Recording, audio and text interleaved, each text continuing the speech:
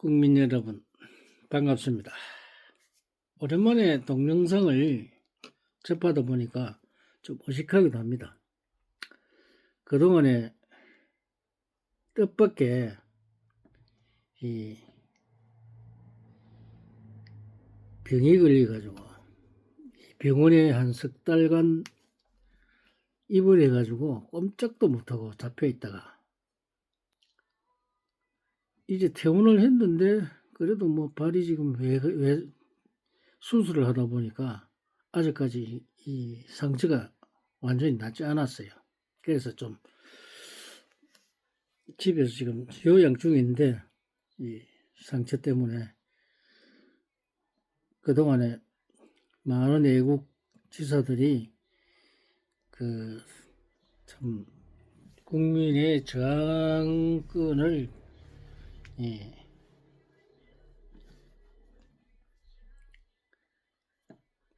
발휘하기 위해서 노력해 주신 데 대해서 감사를 드립니다. 그리고 그 많은 관계단체 여러분들에게도 감사를 드립니다.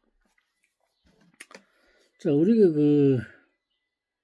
저희들이 아마 이 산속에 있으니까 큰 문제는 아닙니다만은, 그러나 우선 나라가 있고 내가 있습니다. 자, 우리 윤석열 대통령이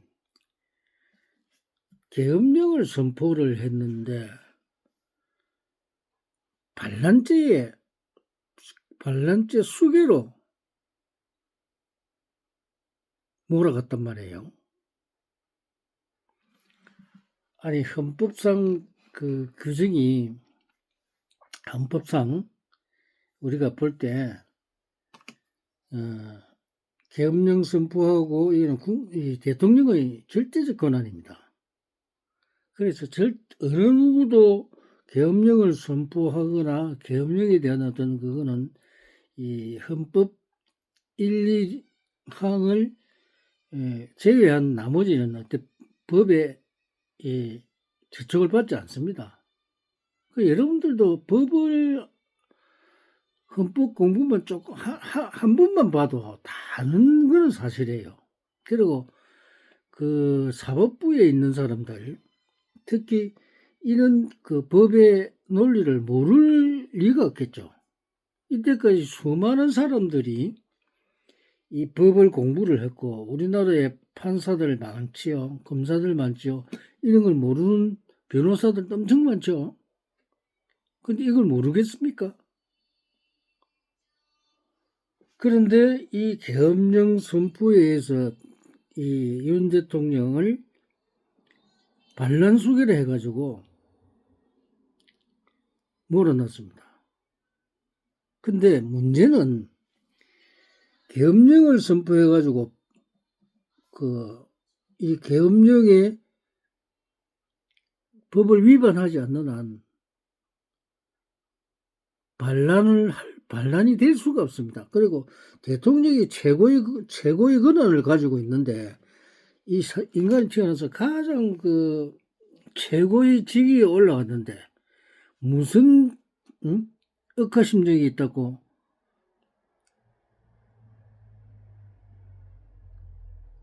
반란을 해가지고 나라를 망친다는 그런 말도 안 되는 소리를 하고 있다는 겁니다. 이건 아니겠죠. 그래서 이 계엄령이라고 하는 거는, 이 계엄령에 의해서 원래가 이 반란죄가 성립이 되지 않습니다. 그죠? 그러면 이 반란죄를 만든 사람들은 어떻게 되느냐? 이 사람들이 바로 반란죄입니다. 이 사람들 분명히 짜고 대통령을 모함을 했을 거란 말입니다. 반란죄를 자기들이 반란자들입니다. 반국가 단체들입니다. 그래서 이런 자들은 두 번 다시는 이 땅에, 우리가 자유를 추구하는 이 땅에 발을 디뎌내서는 안 됩니다. 그래서 철저하게 색출하고, 지금 우리가 뭐 대통령을 갖다가 각하를 하니 기각을 하니 하는데, 각하를 하나 기각을 하나 아무 관계가 없고, 대충은 원죄가 성립을 되지 않기 때문에 그 판사들이 그 기각을 하니 뭐 각하를 하니 아무런 관련이 없다는 겁니다. 그 사람들은 이왕 대통령을 갖다가 구속했잖아요. 일국의 대통령을 구속하고 납치한 거는 용서 못할 짓입니다. 지금 우리나라가 아주 그 난관에 처했는데, 이 바로 이 반란자들 때문에 그렇습니다. 반란자들. 이 반란자들이 나라를 완전 흔들고 있어요. 첫째는 이 국회의원들입니다. 국회의원들. 지금 이제 밝혀진 바에 의하면 이제 민주당 쪽이죠. 민주당 쪽에 이 사람들이 이 부정선거의 의혹을 가지고 있고, 이 부정선거로 인해 가지고 국회의원이 다수당이 되다 보니까, 이 국회의원이 다수당이 되고 이 북한의 지령을 받다 보니까 이게 문제가 생겼죠. 그 두 번째는 그 다음에 사법부죠. 사법부. 이 사법부의 그 판사들 엄청 많죠. 이 사람들이 민주당과 또 공조해가지고 그런 일이 생겼죠. 그리고 세상에 이 국회의원들이 이 입법부에서 행정부를 갖다가 어마어마하게 행정 업무를 못하도록까지 만든다. 탄핵을 갖다가 20번 넘게 했다 하면은 이거는 말이 안 되죠. 마음에 안 들면 탄핵시켜버리고. 이런 그 나라를 갖다가 정말 우리가 나라의 일을 못하도록 만들어버리는 이런 어처구니 없는 일이 벌어졌다는 겁니다. 본성은 막 이런 일이 닥칠 거라고는 알고 있었어요.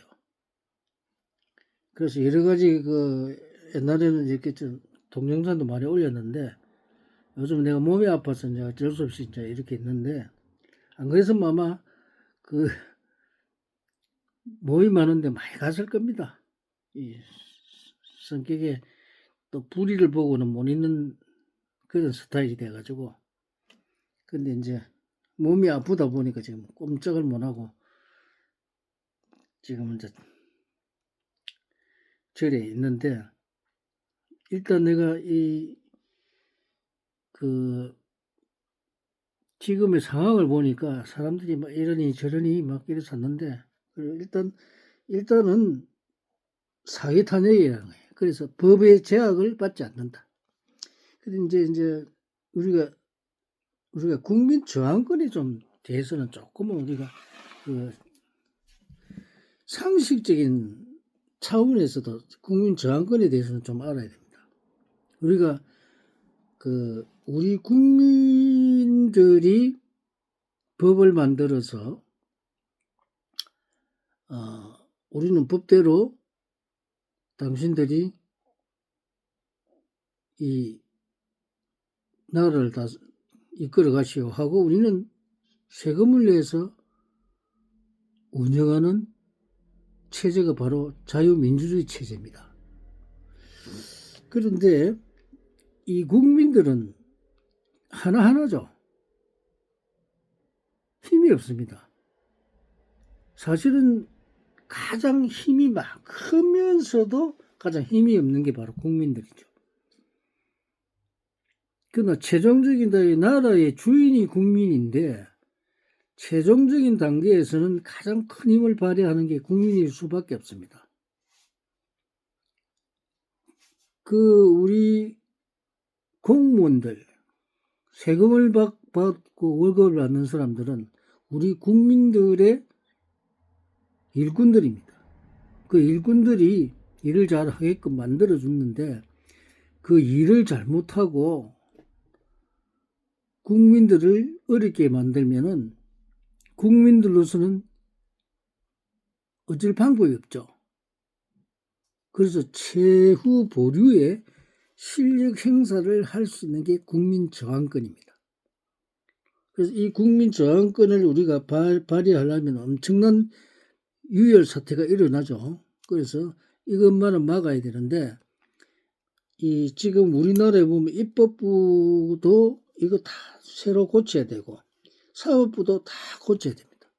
행정부도 일부 말고는 다 고쳐야 됩니다. 이렇게 많은 쪽에 손질을 해야 되는데 이거를 할 수 있는 국민들밖에 없어요. 국민들. 그래서 최종 단계에 국민 저항권이 가기 전에 이거를 만약 고치가 찌면 국민 저항 실력 행사를 안 해도 되겠지만은 안 고쳐지면 우리가 실력 행사 들어가야 됩니다. 이번 기회에 실력 행사를 하든지 해서 만약에 고치지 않으면 우리나라는 절대로 미래가 없습니다. 우리 젊은 애들, 우리 손자들 이런 애들 때문에라도 이번에는 완전히 자유민주주의의 법을 바로 세워서 우리 후손들이 올바르게 살아갈 수 있도록 해야 될 것입니다. 감사합니다.